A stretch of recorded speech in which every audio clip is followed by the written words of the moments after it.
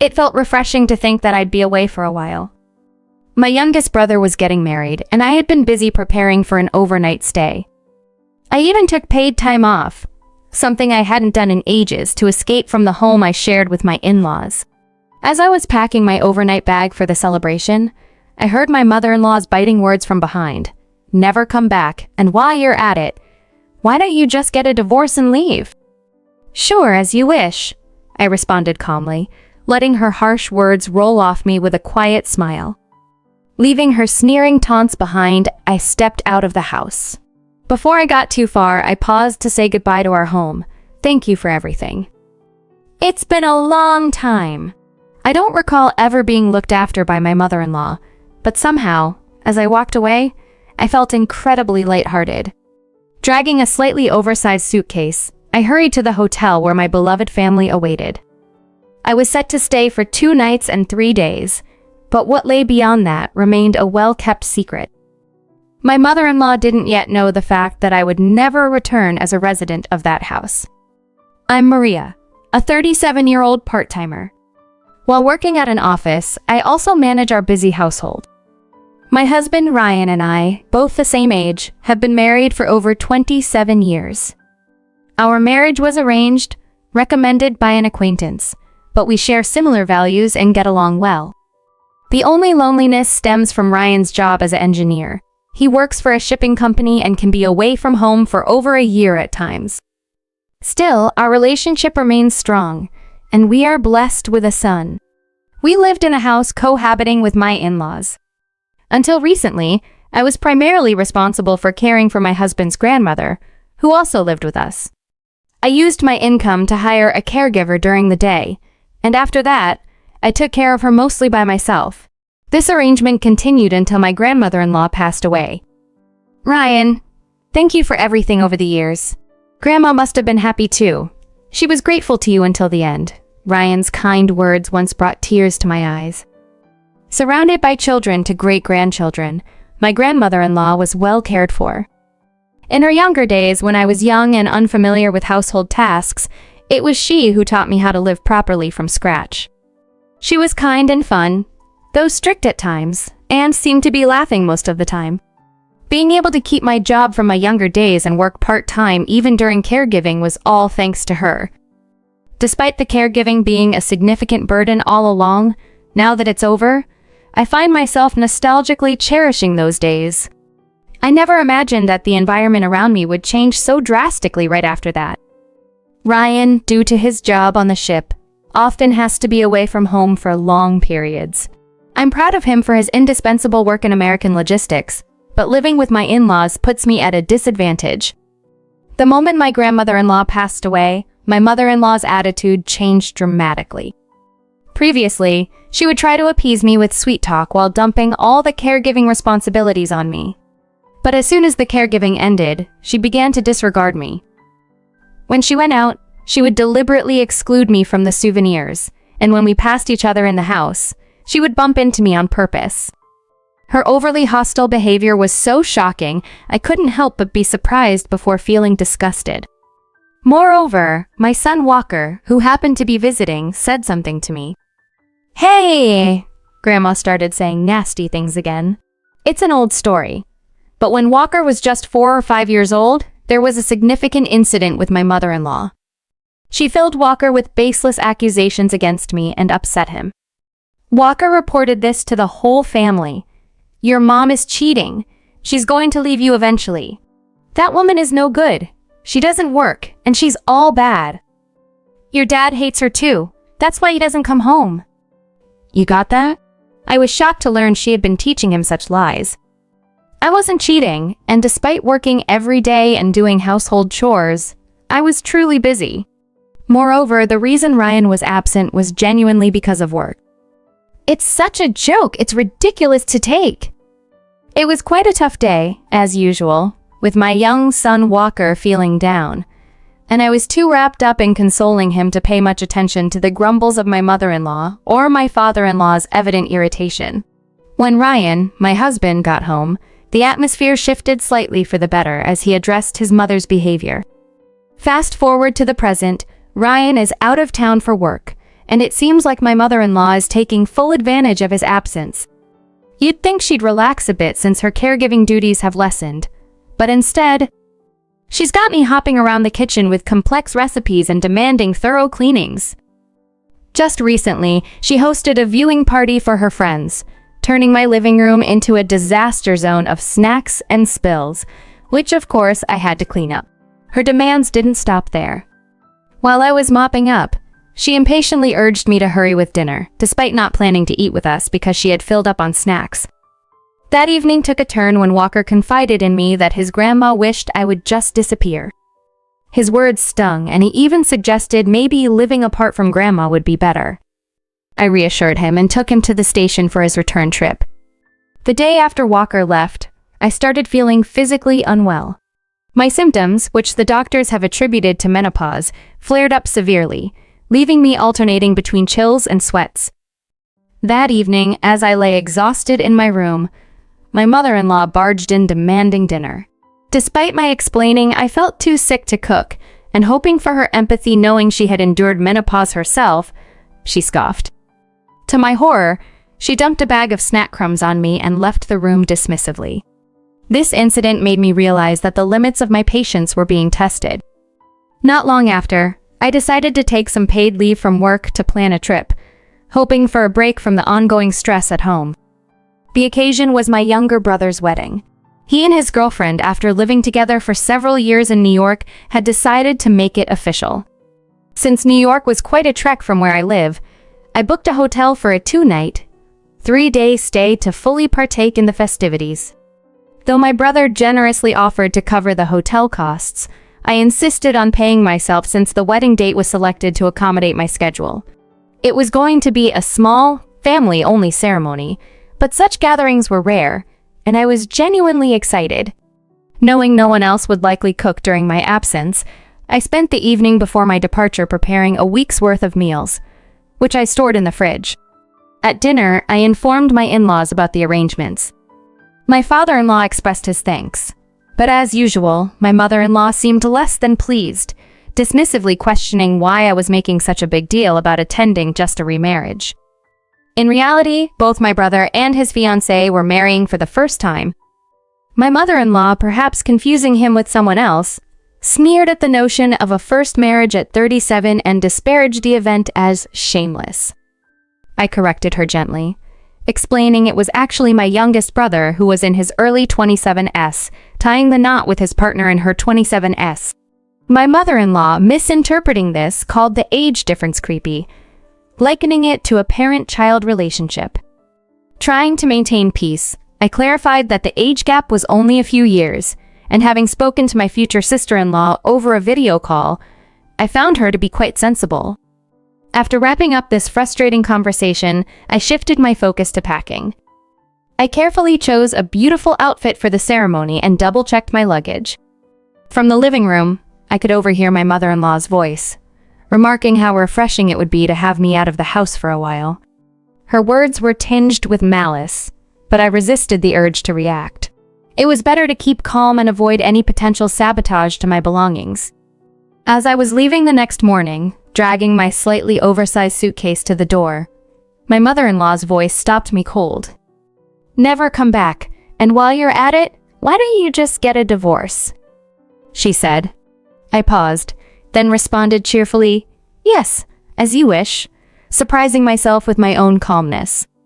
I had reached my limit long ago and had been coordinating with Ryan, preparing for this moment. We had deliberately scheduled the wedding at this time to ensure Ryan could attend. Meeting him at the venue, he greeted me with a small, knowing smile and a comforting gesture, showing he understood the gravity of what I'd endured. As I walked to the station, leaving the house behind, I reflected on everything but my mother-in-law that made that house a home.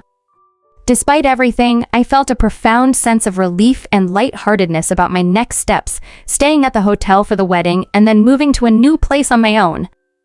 It was a bittersweet day, marked by my younger brother's wedding and the end of my own marital chapter. My husband Ryan and I had decided to finalize our divorce, symbolizing the closure of over 3 decades together. We agreed to sign the divorce papers in a twin room at the hotel after the wedding, our last joint task as a couple. Despite the underlying sadness, we were determined to keep the event low-key, especially on such a joyous occasion as my brother's wedding. We didn't plan to announce our separation at the wedding. It was something to be addressed quietly later. At the hotel, as Ryan and I prepared to sign the paperwork, the weight of a simple piece of paper struck me profoundly. It was hard to believe that this would dissolve the bonds of marriage that had lasted for so many years. Yet, amidst the solemnity, there was a mutual understanding and deep affection. "I'm truly sorry," Ryan murmured, his voice heavy with emotion. I reassured him with a tearful smile. "Don't apologize. You were a wonderful husband. Let's aim to be good friends from now on." The moment was intensely emotional, yet there was a strange sense of relief and new beginnings. Our hands clasped, we signed the papers, a testament to our mature resolution to move forward amicably.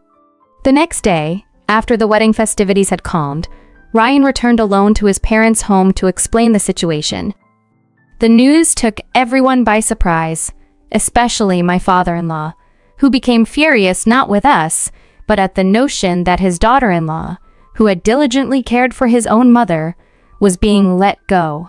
My mother-in-law, who had never been supportive of my role in the family, stood shocked as her husband expressed his long-held frustrations.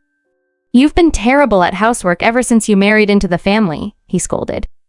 "I kept quiet because you are Ryan's mother, but you've taken your mother-in-law's leniency for granted." His anger escalated as he recounted how I, unlike her, had contributed both financially and physically to the family's well-being, providing not just care, but also enhancing their lifestyle with my earnings. Realizing the gravity of the situation, my father-in-law suggested, half in desperation, half in anger, "It's not too late, Ryan. Go apologize now and ask Maria to marry you again." But it was too late. The damage had been done, and the consequences of years of neglect and unkindness were unraveling before them. In a dramatic turn of events, my mother-in-law's refusal to accept the situation led to a confrontation that the neighbors could not ignore.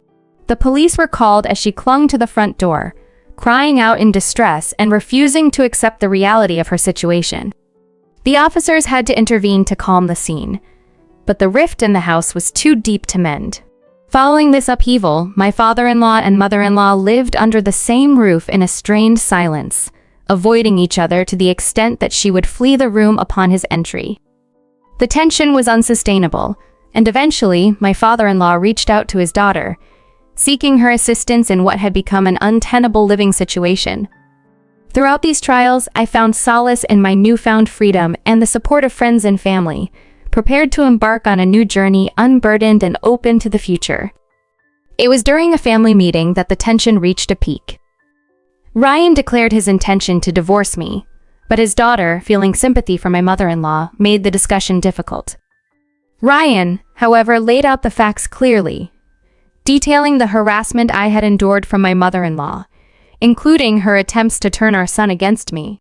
He brought up emails and conversations as evidence, painting a vivid picture of the difficult environment I'd faced, especially during challenging times like my menopause. My father-in-law, who had witnessed some of these moments, expressed his disapproval of his wife's actions. He revealed that he had previously advised her to apologize for her behavior, advice she had blatantly ignored. Now, as Ryan recounted the ways she had unfairly criticized my family and urged me to leave, my father-in-law's anger grew. Ryan also emphasized how I had managed all household responsibilities and cared for my grandmother-in-law with the help of a caregiver. He posed a poignant question to his sister: "How would you feel if you were in her place?" This left her silent, contemplating the gravity of the situation. My mother-in-law, overhearing this, became irate, accusing her children of betrayal, despite her limited involvement in their upbringing, something Ryan had often discussed. It was mainly their grandmother who had raised them, a fact that became painfully apparent to her daughter as she listened to the accounts of neglect. The meeting shed light on the long-standing issues within the household. My mother-in-law had always been more interested in enjoying the benefits of our family without contributing to the workload. This realization finally broke through her usual defiance, leaving her in tears. Despite the tumultuous discussion, it was decided not to pursue a divorce out of pity. However, my father-in-law began seriously considering separation. After this revelation, Ryan and I met in our favorite cafe, a place filled with memories from our younger days. As Ryan sipped his coffee, he reflected on the situation with a hint of resignation. I reassured him, acknowledging the importance of his job and the unavoidable absences that came with it. My support wasn't just out of kindness. I genuinely admired his commitment to his maritime career. During our conversation, I expressed my relief at finally being able to distance myself from his parents. Ryan understood my position and agreed, appreciating my honesty and the fairness with which I viewed the situation. This understanding between us, even in the midst of ending our marriage, was comforting.